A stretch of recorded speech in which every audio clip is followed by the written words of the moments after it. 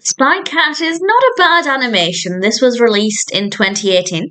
It's directed by Christoph Lauenstein and Wolfgang Lauenstein, and it's about a cat, which I rather enjoyed. I will say, if you take it a bit too seriously, you might not enjoy it, but if you can suspend disbelief and really get behind the main character, at least, Marnie, and I'll talk more about Marnie in a moment, then I think it's one that could be pretty good fun. I certainly enjoyed it well enough. This is actually a German film.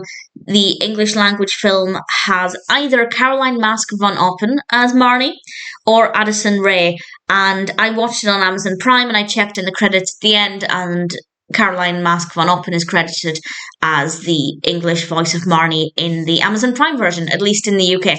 But it's just worth bearing in mind, there might be a slightly different voice cast depending on where you're watching it, and the voice acting is absolutely fine, absolutely no problems there. In fact, I don't really have any problems with this at all. This is about an orange cat called Marnie, and Marnie's owner basically treats Marnie like a little child.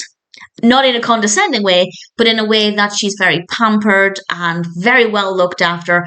She's not allowed outside, and she spends a lot of time watching crime. She's a fan of detective stories. And I won't say exactly how this happens because I didn't see it coming, even though it is established at the beginning of the film. It was still unexpected to me, but something happens where Marnie is tricked into thinking she's taking part in tracking down some bad guys. And of course, as a fan of crime stories, she's really interested in this.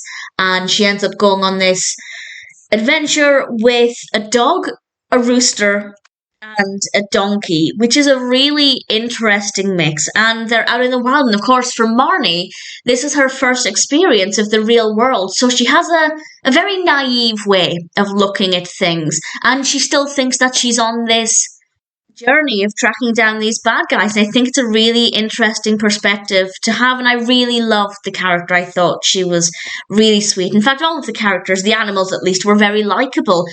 They do walk like animals a lot of the time, but they're also very anthropomorphic. For example, the dog can drive, or the dog does drive. Whether or not he should be driving is another question, but the dog is certainly able to drive, and that was an interesting decision because it means because the dog is driving, they're able to travel quite a distance. And I think that that works quite well. Definitely need to suspend disbelief. The point there is that it's not the most realistic. For example, there are plenty of animations about animals where the animals largely behave like animals, but here that's not quite the case. But that's not a problem. I think that works very, very well. Certainly for the narrative, I think that was the right decision because it meant everything was able to move in a really satisfying direction, such as with the dog being able to drive, we were able to travel quite a distance. And the characters interacting, I thought, was really good fun. We do have some other animals. For example, we have some chickens, and I thought they were pretty great as well.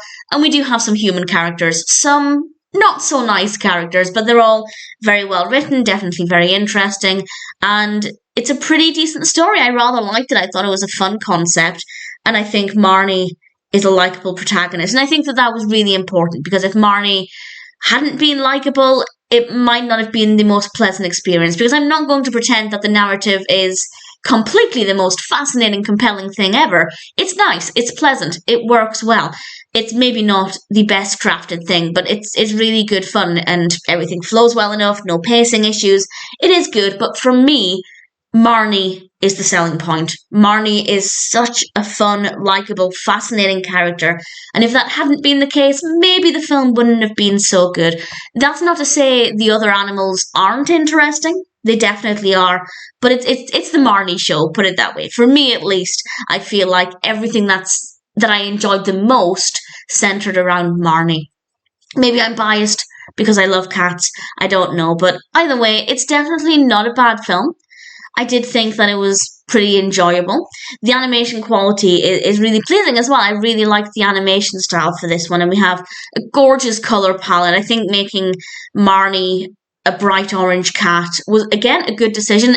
Not to say I wouldn't have enjoyed it as much if Marnie had been a grey tabby or a black cat, but obviously orange is a very bright, bold, vivid, eye-catching colour, so the colour palette as well. Really stunning, gorgeous animation. Fun narrative with a pretty decent execution and a nice cast of characters and decent voice acting. it ticks every box. I'm left wanting for nothing. Again, it may not be the most perfect film, it may not be the best narrative ever, but it works. Everything about it works. If it sounds like your kind of film and you're wanting something that's quite an easy watch with some rather fun moments and some really nice characters, Spy Cat is one that might be worth checking out.